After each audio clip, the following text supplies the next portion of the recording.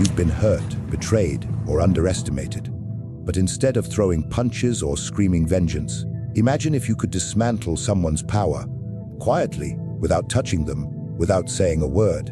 In this lesson, we unveil the cold, calculated strategy to destroy anyone without ever lifting a sword. This is how power shifts. This is how enemies fall. The most elegant form of destruction begins not with a blow but with an offering of space for the other to speak, to display themselves, to feel seen. Let the man who believes he is above reproach speak freely, often, and without challenge. Do not interrupt him. Do not correct him. Do not even subtly disapprove. Instead, make your silence his invitation. Make your attentiveness the flint that lights his arrogance into a blazing fire. A man's ego is like dry wood. Once you set it ablaze, it consumes him from within. The key is not to attack directly, but to place your enemy in a hall of mirrors where every reflection flatters him, and he begins to believe he is invincible. Nothing destroys a man faster than the lie he tells himself, especially when he believes others affirm it. If he thinks he is brilliant, agree subtly. If he thinks he is right, nod with slight enthusiasm. But never offer your opinion, never compete, and never contradict. You must never appear as an opponent, for the moment he senses you as a rival, he will retreat, guard himself, and close his mouth. When pride fills the lungs, a man begins to breathe out foolishness. He will speak more than necessary, reveal more than intended, and declare himself more powerful than he is.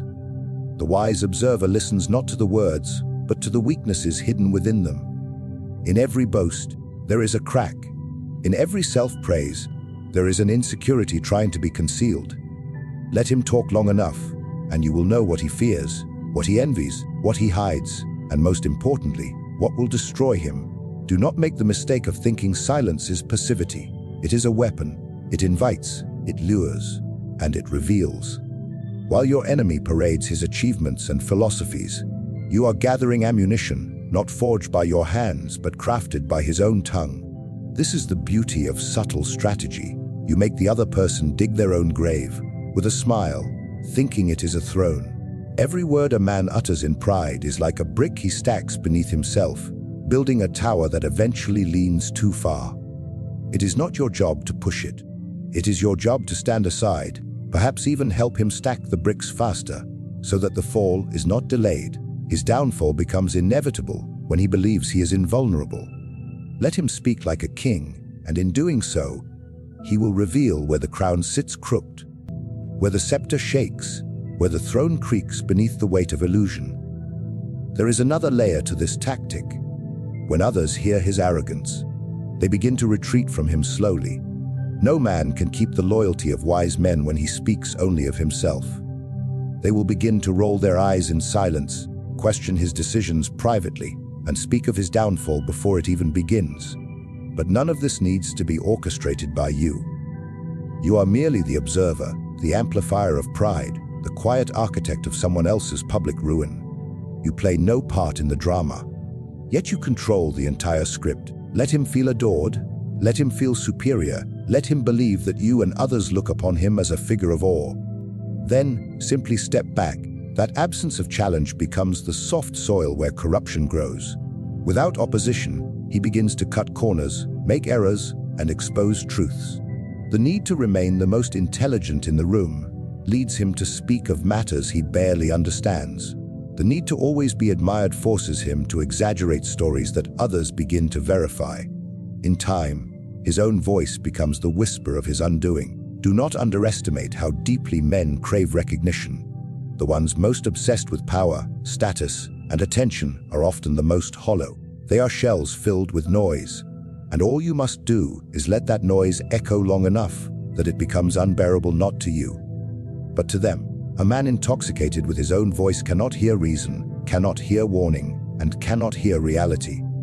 That is your advantage. He silences himself by over-speaking. He blinds himself by overshining, and all you must do is allow it. What makes this strategy so devastating is that it leaves no trace of your hand. There is no confrontation to deny, no insult to refute, no battle to recall. You are invisible, yet the consequence is irreversible. When he falls, he will blame everything but you. because he will not remember you as an opponent. He will search for saboteurs, for jealous rivals, for betrayal. He will never suspect that the quiet listener, the passive presence, the agreeable face, was in fact the mind that orchestrated his decay. True power does not yell, it whispers. It does not strike, it waits. And in waiting, it watches. The one who speaks most freely in time reveals everything. He will give away secrets, insult allies, alienate subordinates, and build a false reputation on words instead of deeds. When that reputation cracks, there is nothing left underneath to support it. This is when a man crumbles, not from an attack, but from the weight of the image he tried to project. There is no force more crippling to a power-hungry soul than absence. Not absence of resources, not absence of confrontation, but absence of attention. To those whose strength is built upon validation, applause, and conflict, your silence becomes the sharpest dagger. When you remove your presence, your reaction, your participation in their theater of control, you steal the very oxygen their influence breathes. And the beauty lies in the simplicity. You do not destroy them, you simply cease to feed them. And in that starvation, they begin to rot. The most dangerous individuals are not those who act violently, but those who demand that others revolve around their orbit. Their entire world is constructed like a temple of mirrors. They must see themselves reflected in the eyes of others to feel real. They thrive in provocation, in the echo of their name, in the reaction of their targets. And so, to destroy them, you do not fight them. You make them invisible. You make them irrelevant. You make them feel that even your hatred is too expensive a gift for them to receive. There is a certain cruelty in complete disengagement. To ignore someone fully is to send a message louder than any insult. You are no longer worthy of my time. But more than cruelty, it is strategy. When you stop responding to attacks, accusations, or manipulations, the attacker is forced to face the empty space where your outrage used to live. And in that space, they hear their own hollowness. The applause stops. The enemy realizes they are screaming into a void. And for the type of person who cannot exist without a stage, that void becomes a tomb. You will notice how quickly someone who once provoked you with precision will grow erratic when you stop playing your role. They will escalate. They will bait you harder.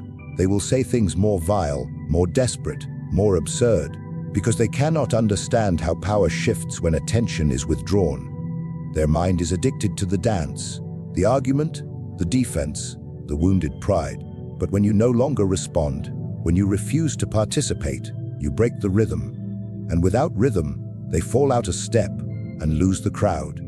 This tactic is more than ignoring. It is the deliberate act of disengagement from the power structure that they tried to build with you inside it. And without you, the structure becomes unsustainable. You do not need to make public statements. You do not need to explain yourself.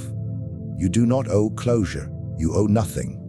That nothingness is what poisons their influence, because power cannot survive in a vacuum. It must circulate. It must be perceived.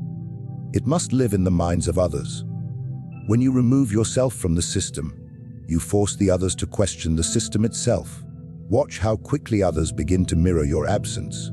Your silence gives permission for others to rethink their loyalty, to detach, to stop responding as well. You become the silent leader of a quiet rebellion, one that offers no speeches, no slogans, just the cold removal of attention. It is a rebellion that does not shout, but shrinks the presence of the tyrant, until all that remains is the echo of who they once were. And an echo, no matter how loud, cannot command a kingdom. Those who rely on attention for power are fragile. The applause they receive becomes their identity, and when it stops, they begin to panic. They seek new ways to provoke you. They invent slanders. They play the victim. They whisper lies. But none of it matters if no one listens, if no one repeats their words, if no one turns to watch. You become untouchable not because you are protected by force, but because you have become distant, inaccessible, and most dangerously, indifferent. This indifference is not weakness.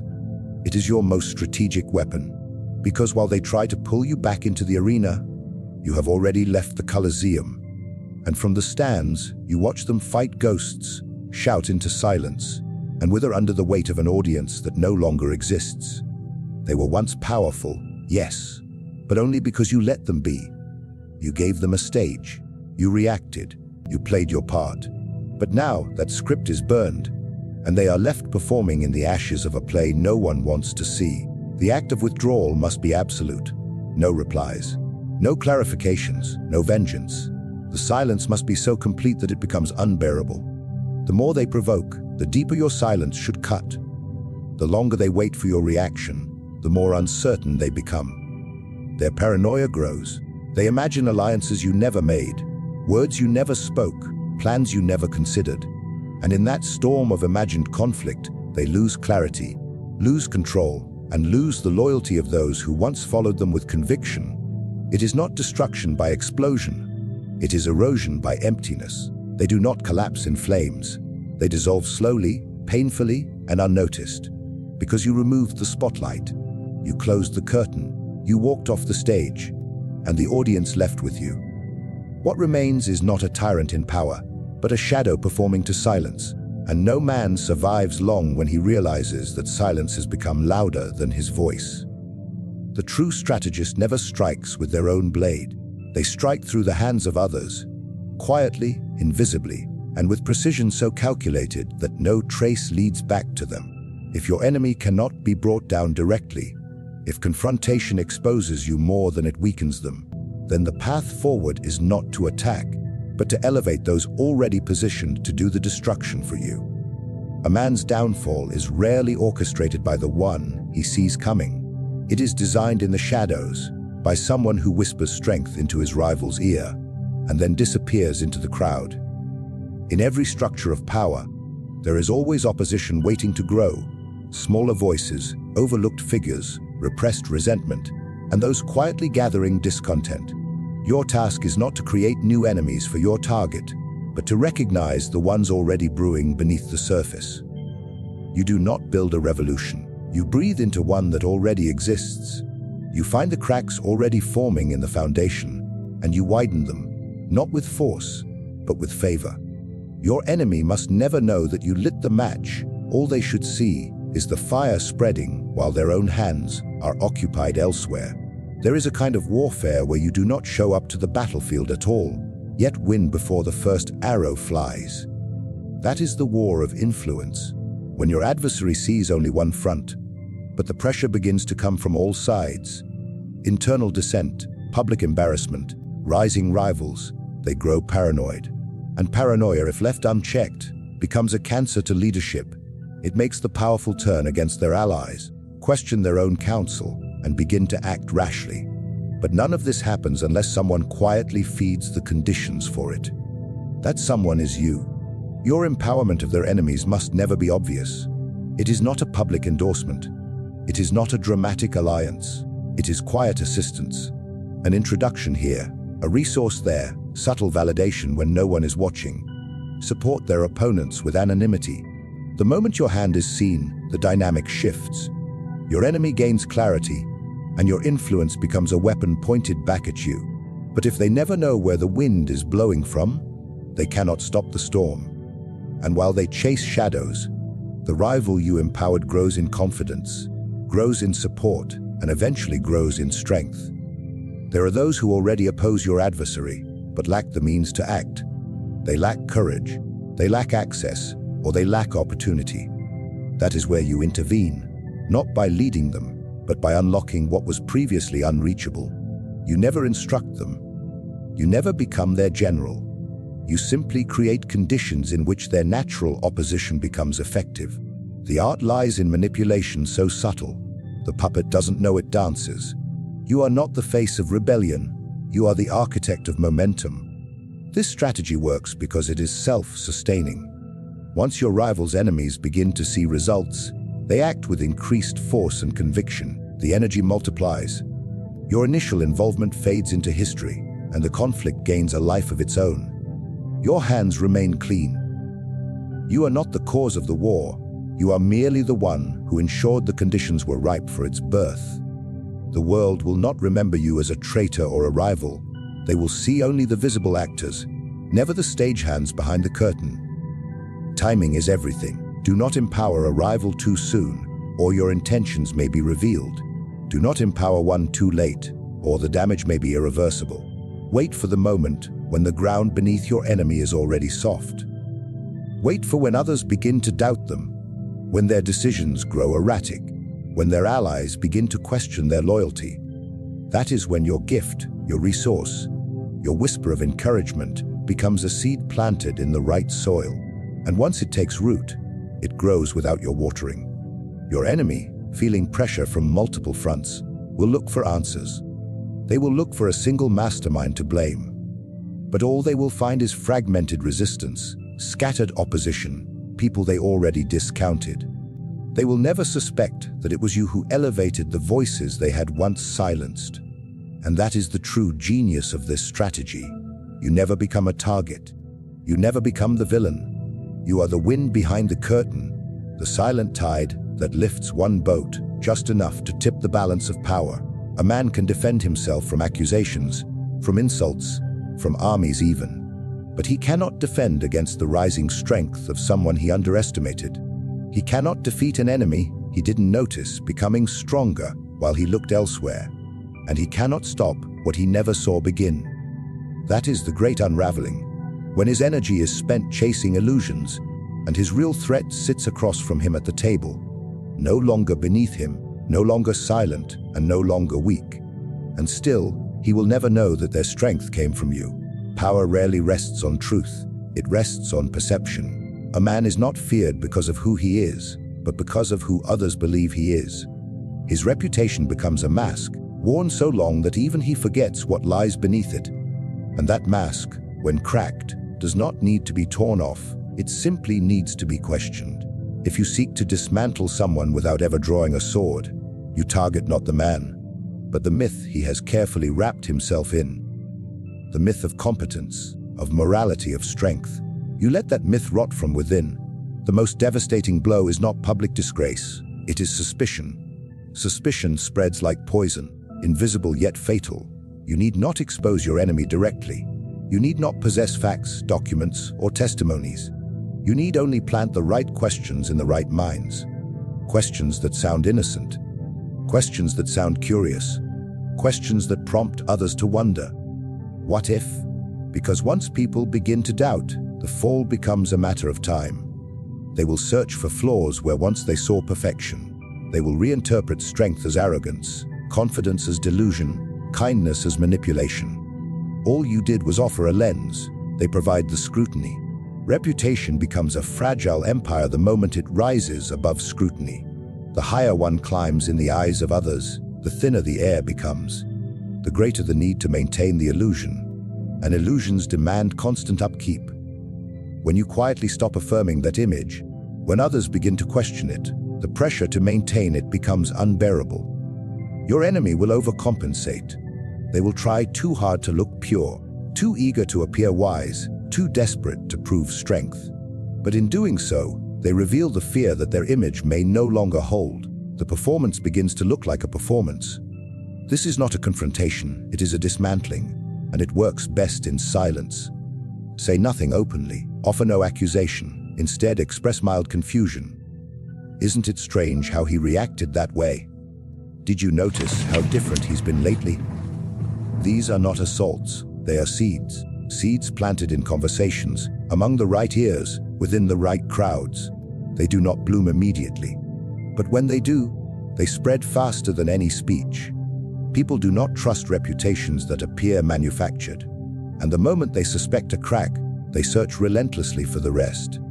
What makes this tactic so potent is that it forces your enemy to defend something invisible. They must protect not their life, not their throne, but a narrative. And defending a narrative is exhausting, especially when the enemy cannot point to the source of its unraveling. They sense something shifting in the room. The smiles are tighter, the conversations colder, the admiration quieter.